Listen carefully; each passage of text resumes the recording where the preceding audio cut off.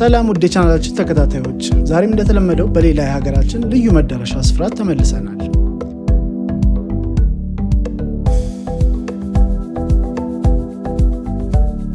የዛሬ ጉዟችን ከመዲናችን አዲስ አበባ 570 ኪሎ ሜትር ርቀት ላይ ወደ ኬንያ ድንበር ወስዶናል። ቦረና ገብተናል።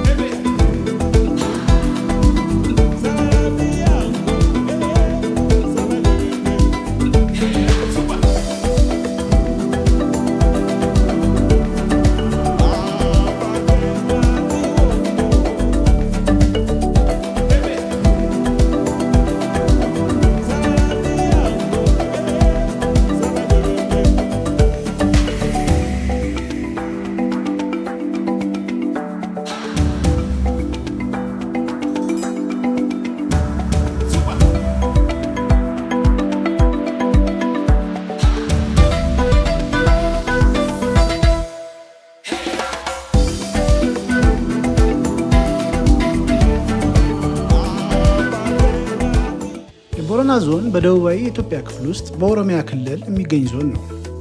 የቦረና ማህበረሰብ ጥንታዊ ባህላቸውን የጠበቁ ህዝቦች ሲሆኑ በገዳ ስርዓትን በመተዳደር ይታወቃሉ።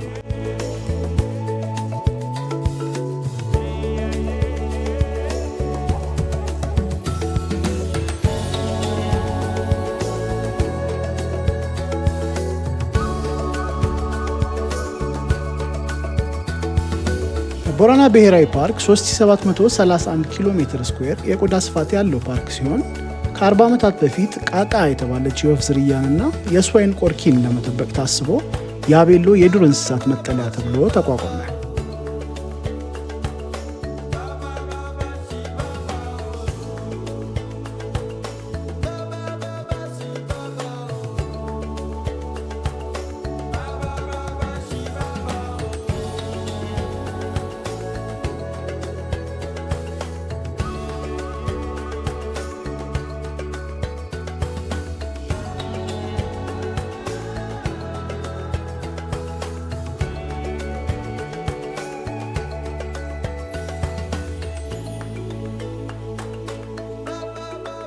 የስዋይን ቆርኪ በዚህ ሰዓት በፓርኩ ባይኖርም በምስራቅ አፍሪካ ውስጥ ብቻ የሚገኘው ግሬቪ ዜብራን ጨምሮ 49 አጥቢ የዱር እንስሳትን ይዞ የሚገኝ ፓርክ ነው።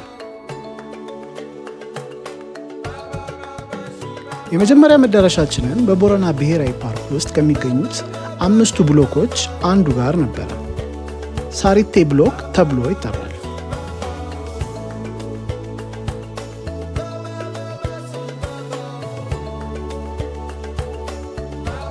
በቦረና ብሔራዊ ፓርክ ውስጥ ከ320 በላይ የወፍ ዝርያዎች ይገኛሉ። ለወፍ ጎብኚዎችም ዋነኛ መዳረሻ ነው። በዓለም ላይ የትም የማይገኙ ደግሞ 4 አይነት የወፍ ዝርያዎች እዚህ ብቻ ይታያሉ።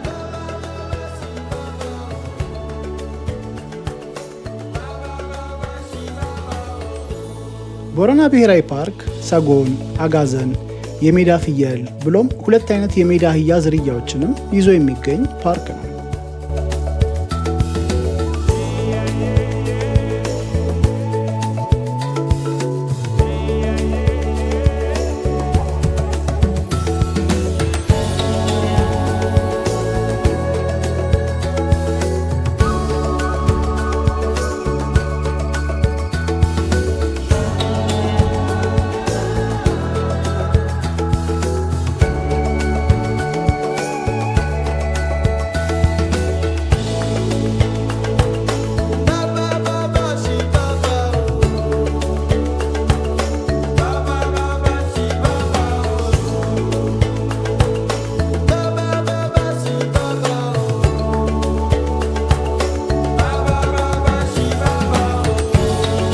የቦረና ብሔራዊ ፓርክ ጉብኝታችንን ጨርሰን የዞኑን መስህቦች ለመጎብኘት ወደ ያቤሎ የቦረና ዞን ዋና ከተማ መጥተናል።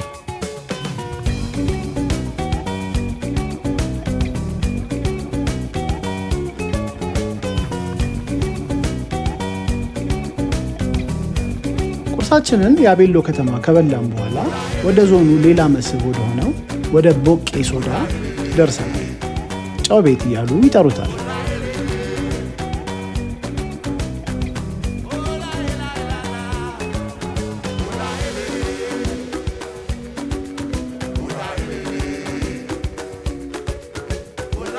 በዚህም ስፍራ ስንደርስ የዞኑ የቱሪዝም ባለሙያ የሆኑት አቶ መሐመድ ስለ ስፍራው እንዲህ ብለው ነገሩን።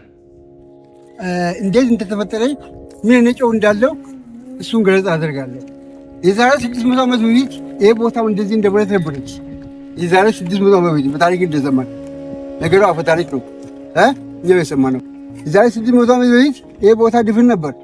ቮልካኒክ አክቲቪቲ ወደ ቮልካኒክ ኢረፕሽን ተለውጦ ከዚህ ፈንድቶ 85 ኪሎ ሜትር ወደቀ ተራራው። ከዚህ ሄዶ ቦድሶ 85 ኪሎ ሜትር ላይ ሄደ። ያ ተራራ ምን ይባላል? ቃንጅቡ ይባላል። ከዚህ መውጣቱ የሚታወቀው በዛ ላይ የሚገኙ እጽዋቶች ሁሉ ከዚህ ጋር ሲሚላር ናቸው። ኡርቴ፣ አዳማ፣ ኡላጋ፣ አዴ፣ ሶንሶ ሌላ ቦታ የሌለው እነዚህ እዛ ላይም አሉ እዚህም አሉ። ከዚህ መውጣቱ የሚታወቀው በዚህ ነው። ከዛም በኋላ ማንም ሰው እዚህ አካባቢ የለም። አንድ ብሩሴል የሚባል ሰውዬ አለ። ብዙ ከብት አለው። ከብቱን በዛ ወደዛ እያገደ ትልቅ ሰንጋ ሰውዬ ሳይ ሰንጋው አሸተተና በዛ በኩል ወረደ። ሰውዬ አላየም። ወርዶ ጮም በልቶ 2 ቀን አድሮ ወደ ላይ ሲወጣ ያሉት ከብቶች ያን ሰንጋ አሸተቱና ራሱ በምላስ አሃ ለካ እዚህ ጨዋለሁ ብሎ አንደርስታንድ አደረገ። በነጋታ ደግሞ ሲከተል ቀጥታ ሰንጋው ወረደ። እሱም ተከተለ።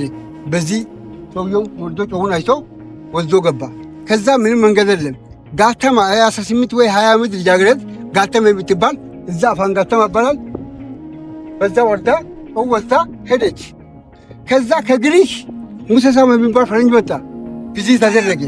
የዚህ አካባቢ ህዝብ ሙሴሳባ እዚህ ጨው አለ መስራት እንፈልጋለን ግን መንገድ የለን ብለው ያለውን ኢንፎርሜሽን ነገሩ። ከዛም በኋላ የሰውን ችግር አንደርስታንድ ተደረገና ፉድ ፎር ወርክ ምግብ ለስራ ይህን መንገድ ቀየሰ። መቶ ሰው አደራጀና ይህን መንገድ ዝግዛግ ቀየሰ ሰሩ ምግብ ለስራ እና 3 አይነት ጨው አለ። ጥቁር ጨው አለ፣ ነጭ አለ፣ ክሪስታል አለ። ጥቁሩ ለከብት ይሆናል። ከብቶች ከብት፣ በግ፣ ፍየል በክረምት ጊዜ የዝናቧ ከሰጡ እርጥብ ሳር ከበሉ በጣም ያስፈልጋቸዋል። ይህን ጨው ከበሉ ያወፍራቸዋል። ስጋቸው ጣፋጭነት አለው፣ ይራባሉ። ወተትም እንደዚያው ይሰጣሉ። ከ1 እስከ 5 የከብት በሽታ መድኃኒት ሆኖ ይጠቀማል። ዋሪ ቴምፐሬቸር 30 እስከ 35 ዲግሪ ሴንቲግሬድ። ይህ ውሃ በፀሐይ አሁን ወደ 8 ሜትር ዝናብ ወይም ስለገባ ከ8 ሰው በፀሐይ ብርሃን ኢቫፖሬትንና ውሃው ተቀንሶ 2 ሜትር 3 ሜትር ይሆናል በበጋ ጊዜ።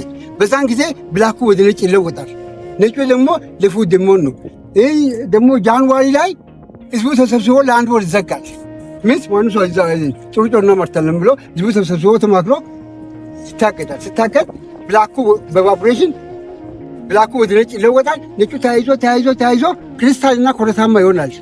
ከዛ ከ7,000 የሚሆን ሰው ከየት ይመጣል ለመቆፈር ሲከፈት። ለፋይናንስም ይቀርጣል፣ ለቀበሌም ይቀርጣል። ማንም እዚህ እንዳይደባደቡ እንዳይሻሙ ታጠቃዎች ይደረጋል። ማንም ይወርዳል። ዙሪያውን ይከባል።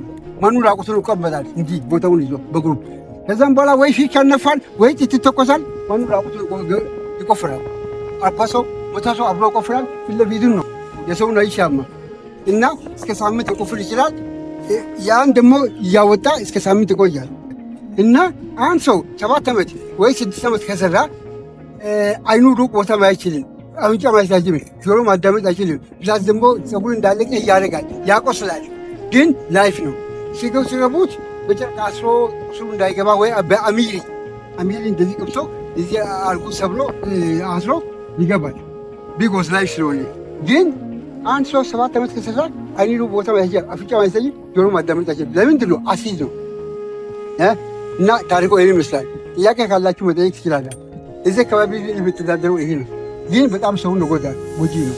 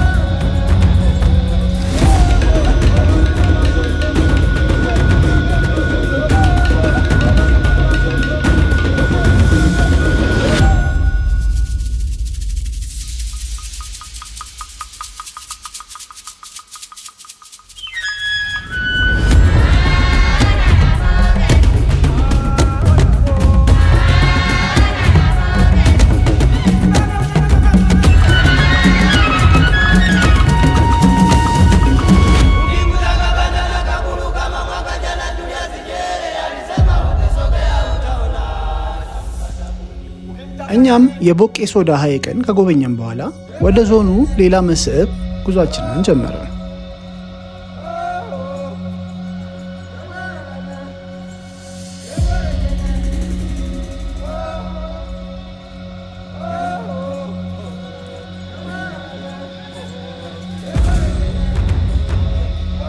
ቦረና ሲነሳ የቦረና የቀንድ ከብቶች አብረው መነሳታቸው አይቀርም። በቦቄ ሶዳም ከብቶቹ ጫው ከየት እንደሚያገኙ ተመልክተናል። አሁን ደግሞ የቦረና ሕዝብ ከብቶቹን ውሃ የሚያጠጣበትን ስፍራ ለማየት እየተጓዝን ነው።